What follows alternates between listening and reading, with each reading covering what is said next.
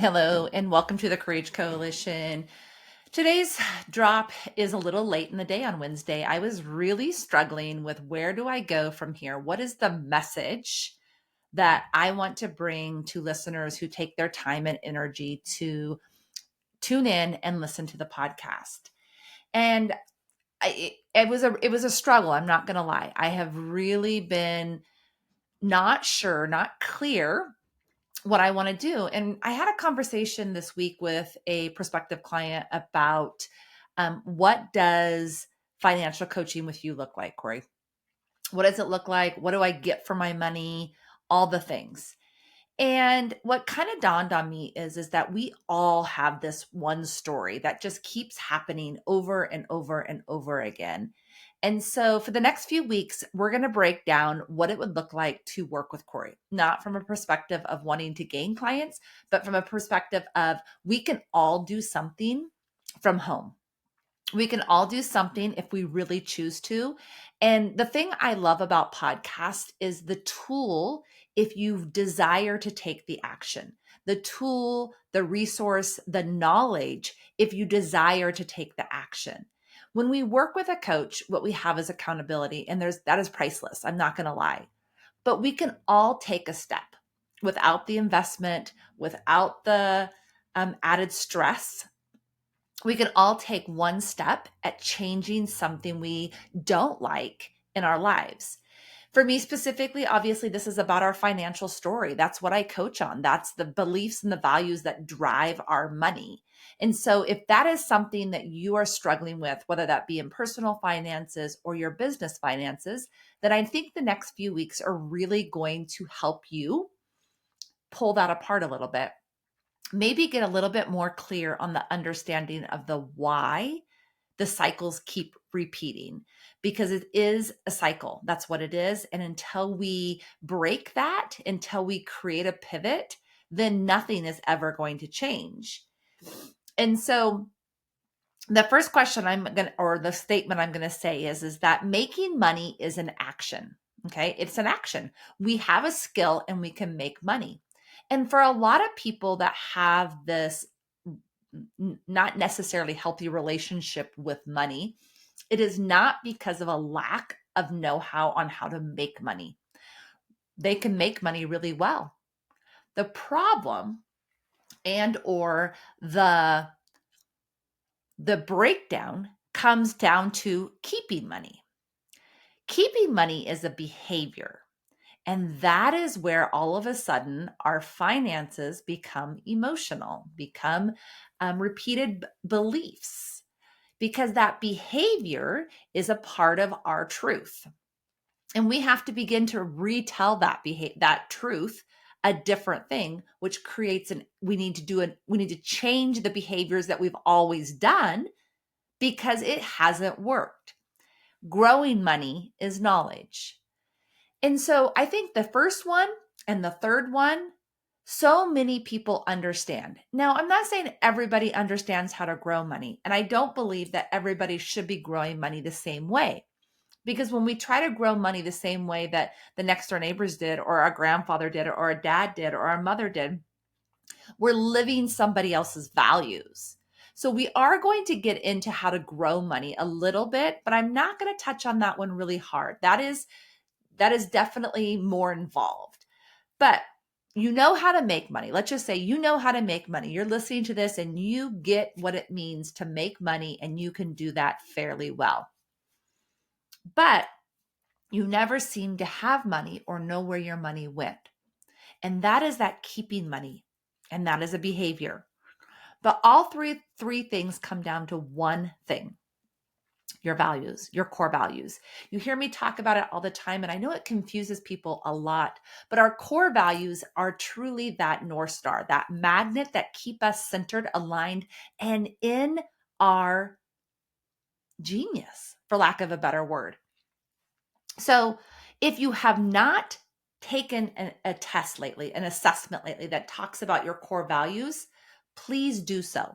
There are many online that are easy to do, and I'm actually in the process of creating my own assessment. I will drop that in the link, and I would love your feedback. It is not live yet. It is just a in process type of thing right now, but it will flip you through a assessment to help you dial down into those 5 core values. Those 5 core values are critical in your money story because when we begin to tell our money where to go, we need to know our why. What is our why? What is so important to us? Because if we can tell our money where to go as it relates back to that why, those 5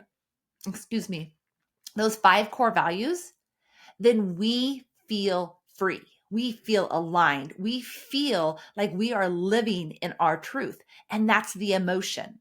We need to be connected in a bigger way than save, spend, invest, earn, save, spend, invest, earn. It is too big of an umbrella. We have to get very, very clear on our why.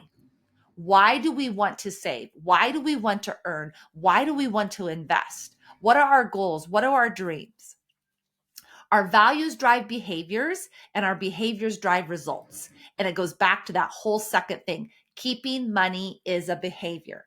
So do you see what I'm talking about now? There's this cycle that it all comes down to these values, behaviors, and changing what hasn't always been. It's not about right or wrong. It's not about you did it wrong. It's not about the fact that maybe you don't have the investments or you have too much debt.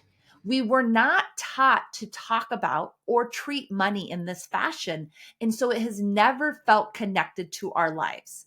If it doesn't feel connected to us, we will not do it. That's a behavior. That is human need. It's also human need to belong. And so when we talk about spending our money, that behavior to do what the Joneses are doing, buy what our parents bought or save how our parents saved, it is a behavior and it is a need from humans to belong. So we have to start asking ourselves, why are we spending money? Is it out of belonging? Or is it out of something that is truly aligned in our goals, values, and dreams? Because as long as we spend out of alignment, we will continue to not understand or feel in control of our money. So I want you to ask yourself, what is one of the very first, and this is something you need to do as you're sitting and you're quiet and you're really getting clear on you. What is one of the very first things you believe or you believed about money? And you need to go back to early childhood, as early as you can remember, ideally around 6, 7, 8, or 9, when our amygdala is being formed. We have a belief from there. We have a thought from there. We have, and they don't typically belong to us because 6, 7, 8, 9-year-olds really don't have beliefs about money. So they're rooted in us, they're planted in us from the people in our lives. And that could be our parents, that could be our grandparents, that could be friends or friends' parents, it could be teachers. There are so many people that we have these planted beliefs put into us in that age group. So you have to understand that going back and taking the time to ask yourself, what do I believe about money? What do I feel about money? And you're going to start bringing up these thoughts or these processes of money is hard to get. Money is hard to keep to. Money is, if you get in debt, file bankruptcy. These are beliefs that were planted in you.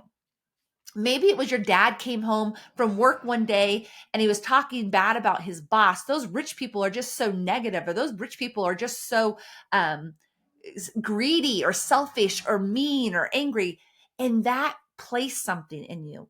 What it does is it tells you that you shouldn't be rich, that money is bad. And I know that seems really, really silly, but I guarantee you it is defining your relationship with money. Only successful people have a retirement. Only rich people can go on vacation.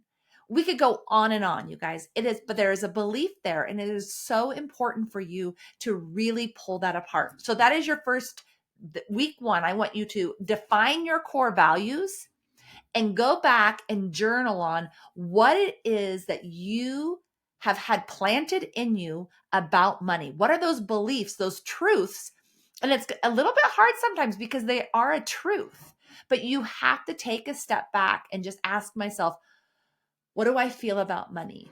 Do I want money? Do I feel like money's hard to get? Do I feel like money's bad? Do I feel like spending is about my worth, about my belonging, about how I fit in? Do I believe that being on a budget means I'm a cheapskate? Do you see what I'm saying? These are all thoughts placed within us.